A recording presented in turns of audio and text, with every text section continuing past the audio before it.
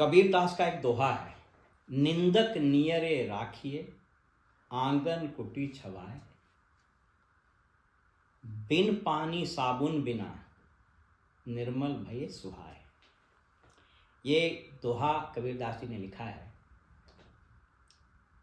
वो आज के राजनीतिक परिदृश्य में एटलीस्ट बिहार के लिए तो बड़ा सटीक बैठता है।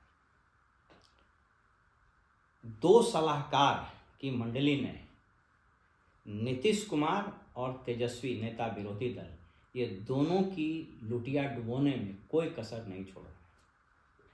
और सिमिलरिटी देखिए, नीतीश जी के एक सलाहकार जो पटना में उनके आवास पर रहते हैं और एक सलाहकार दिल्ली में रहते हैं। इन दोनों ने नीतीश कुमार की भद पिटवा दी है। अब वो अपने से न कुछ बोलते हैं न अपने से कुछ करते हैं। वो बिल्कुल एक पुराने ज़माने में गुड्डा गुड़िया का खेल होता था, जिसकी डोर किसी दूसरे के हाथ में रहती थी, वो बिल्कुल नचाता था। तो ये दोनों सलाहकार नीतीश जी को वैसे ही नचा रहे हैं। तेजस्वी की भी हाल वही हो गई। इनके भी दो सलाहकार हैं, एक पटना में रहते हैं और एक दिल्ली में रहते हैं, और इनका भी लुटिया यही लोग डुबा रहे हैं। जी हाँ, और ये हम नहीं कर रहे हैं। विगत 6-7 महीने 8 महीने का अगर आप न्यूज़ का एनालिसिस कीजिएगा, विवेचना कीजिएगा, तो पाइएगा कि नीतीश के निरंतर हो रहे अवसान में इन्हीं दोनों सलाहकार की अहम भूमिका है।